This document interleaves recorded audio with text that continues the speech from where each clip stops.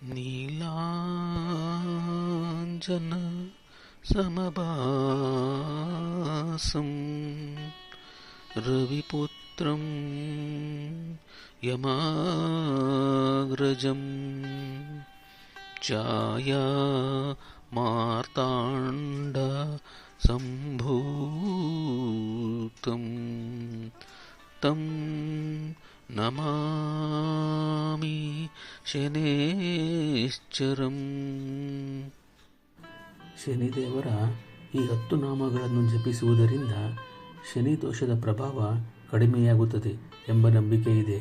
ಆ 10 ನಾಮಗಳು ಹೀಗಿವೆ: ಕೋಣಸ್ಥ, ಪಿಂಗಲ, ಬಭ್ರು, ಕೃಷ್ಣ, ರೌದ್ರಾಂತಕ, ಯಮ, ಸೌರಿ, ಶನೇಶ್ವರ, ಮಂದ, ಪಿಪ್ಪಲಾದ. ಓಂ ಶಂ ಶನೇಶ್ಚರಾಯ ನಮಃ. ಭಕ್ತಬಂಧುಗಳೇ, ಇಂದು ನಾವು ಬಂದಿರುವುದು ಅತ್ಯಂತ ಜಾಗೃತ ಹಾಗೂ ಪವಿತ್ರವಾದ ಶ್ರೀ ಶನೇಶ್ವರ ಸ್ವಾಮಿ ದೇವಸ್ಥಾನಕ್ಕೆ. ಮನಸ್ಸಿನ ನೆಮ್ಮದಿ ಹಾಗೂ ಗ್ರಹದೋಷಗಳ ನಿವಾರಣೆಗೆ ಈ ಕ್ಷೇತ್ರ ಬಹಳ ಪ್ರಸಿದ್ಧವಾಗಿದೆ. ಈ ಕ್ಷೇತ್ರದ ಮಹಿಮೆ ಏನು, ಇದು ಎಲ್ಲಿದೆ ಎಂಬ ಪೂರ್ಣ ಮಾಹಿತಿಗಾಗಿ ಈ ವಿಡಿಯೋವನ್ನು ಕೊನೆಯವರೆಗೂ ನೋಡಿ. ಇಲ್ಲಿ ನೆಲೆಸಿರುವ ಶನೇಶ್ವರ ಸ್ವಾಮಿಯ ದರ್ಶನ ಪಡೆದರೆ ಸಾಕು, ಎಂತಹ ಕಷ್ಟಗಳಿದ್ದರೂ ದೂರವಾಗುತ್ತವೆ ಎಂಬ ನಂಬಿಕೆ ಭಕ್ತರಲ್ಲಿದೆ. ಇಲ್ಲಿನ ವಿಶೇಷವೇನೆಂದರೆ, ಗರ್ಭಗುಡಿಯಲ್ಲಿ ಶ್ರೀ ಶನಿದೇವರ ಬಲಭಾಗದಲ್ಲಿ ವಿಘ್ನ ನಿವಾರಕ ವಿನಾಯಕ ಸ್ವಾಮಿ ಹಾಗೂ ಎಡಭಾಗದಲ್ಲಿ ಕ್ಷೇತ್ರಪಾಲಕ ಶ್ರೀ ಕಾಲಭೈರವೇಶ್ವರ ಸ್ವಾಮಿ ನೆಲೆಸಿದ್ದಾರೆ. ಈ 3 ಶಕ್ತಿಗಳ ಸಾನ್ನಿಧ್ಯ ನಮ್ಮ ಪಾಲಿನ ಪರಮ ಸೌಭಾಗ್ಯವೇ ಸರಿ. ದೇವಸ್ಥಾನದ ಪ್ರಾಂಗಣವು ಪವಿತ್ರವಾದ ಅಶ್ವತ್ಥವೃಕ್ಷ, ಹತ್ತಿಮರ, ಬೇವಿನ ಮರ ಹಾಗೂ ಅರಳಿ ಮರಗಳಿಂದ ಕಂಗೊಳಿಸುತ್ತಿದೆ. ಇಲ್ಲಿರುವ ನವಗ್ರಹಗಳ ದರ್ಶನ ಪಡೆಯುವುದರಿಂದ ಗ್ರಹದೋಷಗಳು ನಿವಾರಣೆಯಾಗಿ ಜೀವನದಲ್ಲಿ ನೆಮ್ಮದಿ ಲಭಿಸುತ್ತದೆ. ಶನಿ ಮಹಾತ್ಮರು ನ್ಯಾಯದ ದೇವರು.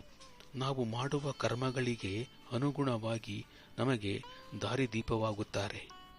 ಭಕ್ತರೇ, ಬರುವ ಫೆಬ್ರವರಿ 21ನೇ ತಾರೀಕಿನಂದು ಈ ಕ್ಷೇತ್ರದಲ್ಲಿ ಅತ್ಯಂತ ವೈಭವದ ಜಾತ್ರಾ ಮಹೋತ್ಸವ ಜರುಗಲಿದೆ.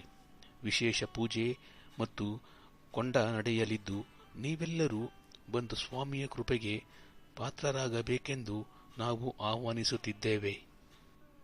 ಈ ಸುಂದರ ದೇವಸ್ಥಾನವು ಬಿಡದಿಯ ಸಮೀಪವಿರುವ ಮೇಡನಹಳ್ಳಿ ಗ್ರಾಮದಲ್ಲಿದೆ. ಇದು ಹಾರೋಹಳ್ಳಿ ಮತ್ತು ಬಿಡದಿ ರಸ್ತೆಯ ಪಕ್ಕದಲ್ಲೇ ನೆಲೆಸಿದೆ. ಈ ವಿಡಿಯೋ ಇಷ್ಟವಾದರೆ ಲೈಕ್ ಮಾಡಿ ಮತ್ತು ಕಾಮೆಂಟ್ನಲ್ಲಿ ಜೈ ಶನಿದೇವ್ ಎಂದು ಬರೆಯಿರಿ. ಕರ್ಮಫಲದಾತ ಶ್ರೀ ಶನೇಶ್ವರ ಸ್ವಾಮಿಯು ಎಲ್ಲರಿಗೂ ಸುಖ, ಶಾಂತಿ ಮತ್ತು ಸಮೃದ್ಧಿಯನ್ನು ಕರುಣಿಸಲಿ. ಓಂ ಶಂ ಶನೇಶ್ಚರಾಯ ನಮಃ.